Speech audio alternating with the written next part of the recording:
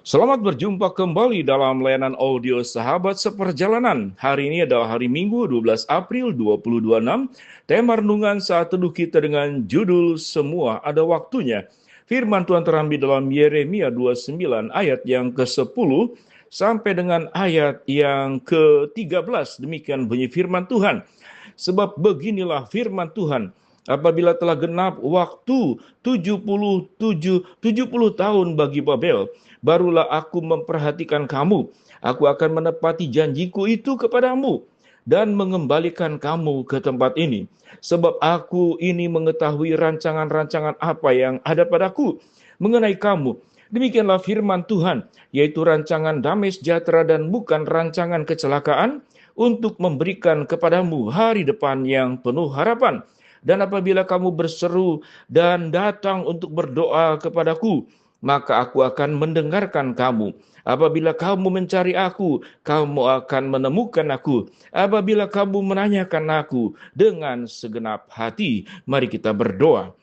Bapa yang di dalam surga, segala peristiwa hidup yang terjadi dalam kehidupan kami senantiasa ada di dalam rancangan terbaik-Mu dan rencana terbaik Engkau di dalam hidup kami. Dalam nama Tuhan Yesus kami berdoa. Amin. Shalom sahabat perjalanannya dikasihi Tuhan, semua ada waktunya.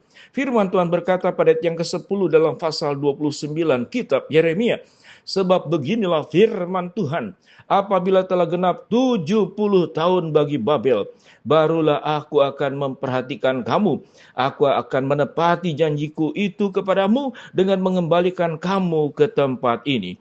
Kita tahu dengan jelas bagaimana bangsa Israel mengalami pengalaman pembuangan ke Babel dalam satu jangka waktu yang lama. Dan firman Tuhan berkata, telah genap 70 tahun bagi Babel, barulah aku akan memperhatikan kamu. Waktu yang sangat panjang. Kalau kita berumur 80 tahun, jangan-jangan sampai mati kita tidak kembali kepada tanah yang dijanjikan oleh Allah, kembali kepada kota kudus, Sion dan Yerusalem yang menjadi tempat di mana bagian seluruh bangsa Israel kembali kepada tanah yang dijanjikan oleh Allah. Sahabat seperjalanannya dikasih Tuhan, semua ada waktunya. Apa yang kita ingin pelajari daripada kebenaran firman Allah ini? Sewaktu kita membaca pada ayat yang ke-11, sebab aku ini mengetahui rancangan-rancangan apa yang ada padaku mengenai kamu. Demikianlah firman Tuhan, yaitu rancangan damai sejahtera dan bukan rancangan kecelakaan, untuk memberikan kepadamu hari depan yang penuh dengan harapan. Kalau berbicara tentang semua ada waktunya, kita tentu ingin menjadi pribadi dalam kehidupan pribadi maupun keluarga, dan di dalam seluruh aspeknya kita selalu lancar, tidak mengalami kesulitan, tidak mengalami problem, tidak menghadapi masalah, apalagi musibah, apalagi kecelakaan. Tentu kita berdoa, semuanya ingin baik-baik saja. Namun kita kalau boleh berbicara, kehidupan kita sebagai orang percaya, di tengah-tengah dunia ini, khususnya sewaktu kita harus bertarung dengan dosa, godaan dan hawa nafsu, seringkali Allah tidak memberikan secara tiba-tiba semua anugerah itu dalam kondisi yang jadi, siap pakai, dan kita tidak melakukan usaha apapun, lalu hidup kita hanya sebagai penikmat-penikmat kehidupan. Tentunya ini seringkali bisa membahayakan kehidupan kita. Biar kita belajar di dalam menghadapi masalah, problem, kesulitan, bahkan musibah yang terjadi dalam hidup kita masing-masing, kita mempercayai dan meyakini segala sesuatu yang terjadi ada dalam rancangan Tuhan, adalah bukan rancangan kecelakaan, namun rancangan damai sejahtera untuk memberikan kepadamu hari depan yang penuh dengan harapan. Bukankah waktu kita membimbing anak kita, cucu kita, mereka diizinkan oleh kita, bahkan disengaja menghadapi kesulitan? Apa kesulitan anak-anak di dalam sekolah menghadapi ujian, menghadapi ulangan, praktikum, tugas-tugas yang banyak. Dan kita tahu dengan jelas anak-anak akan mengeluh, tugasnya berat, PR-nya banyak. Tidak suka dengan guru ini, tidak suka dengan guru itu. Bahkan mungkin dalam kondisi tertentu ingin berhenti dari sekolah. Tentunya kehidupan kita sewaktu menghadapi tantangan seperti anak cucu kita yang menghadapi persoalan-persoalan kehidupan di sekolah. Dan kita menghadapi yang namanya sekolah kehidupan.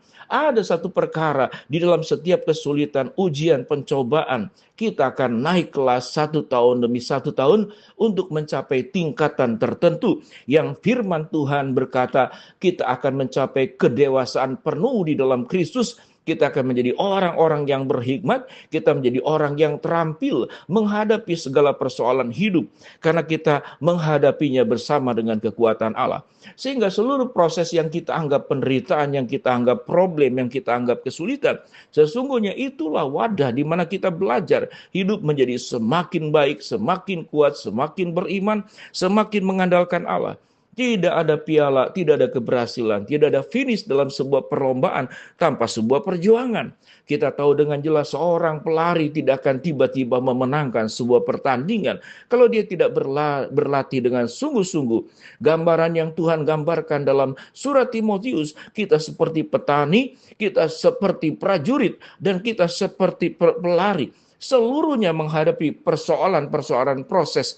Seorang petani kalau ingin memanen hasil ladangnya tentu harus berjuang, dan itu semuanya membutuhkan waktu. Seorang prajurit kalau ingin dipakai sebagai prajurit pilihan, semuanya membutuhkan waktu, melewati proses. Seorang atlet dan olahragawan pun seperti demikian, menghadapi beban-beban berat, berlatih berulang-ulang pagi, siang, malam. Istirahat sebentar kemudian berlatih kembali. Hidup kita, sewaktu kita diperhadapkan kepada problem, kesulitan, masalah, adalah latihan-latihan kehidupan kita, supaya kita menjadi pribadi yang semakin kuat, semakin mengandalkan Allah, semakin bijaksana, semakin dewasa, dan semakin matang. Orang yang dewasa, orang yang matang, orang yang melewati banyak pengalaman hidup, maka dia barulah bisa mengajarkan perkara-perkara tentang nilai-nilai hidup yang benar dan baik kepada anggota keluarga, kepada orang terdekat, kepada orang-orang yang ada di sekitar kita. Bagaimana sikap kita? Janganlah berkeluh kesah, menyalahkan keadaan, menyalahkan orang, apalagi menyalahkan Tuhan. Untuk segala peristiwa, tatkala kita seakan-akan 70 tahun seperti bangsa Israel berada di Babel, janji Tuhan, aku akan menepati janjiku itu kepadamu dan mengembalikan kamu ke tempat ini. Sebab aku ini mengetahui rancangan-rancangan apa yang ada padaku mengenai kamu. Demikianlah firman Tuhan, yaitu rancangan damai sejahtera dan bukan rancangan kecelakaan, untuk memberikan kepadamu hari depan yang penuh dengan harapan. Dan apabila kamu berseru dan datang untuk berdoa kepadaku, maka aku akan mendengarkan kamu. Apabila kamu mencari aku, kamu akan menemukan aku. Apabila kamu menanyakan aku dengan segenap hati, aku akan membuat kamu menemukan aku. Demikianlah firman Tuhan. Dan aku akan memulihkan keadaanmu dan akan mengumpulkan kamu dari antara segala bangsa dan dari segala tempat kemana kamu telah kucerai beraikan. Demikianlah firman Tuhan. Bila kita boleh memaknai pelajaran firman Tuhan ini, semua ada waktunya.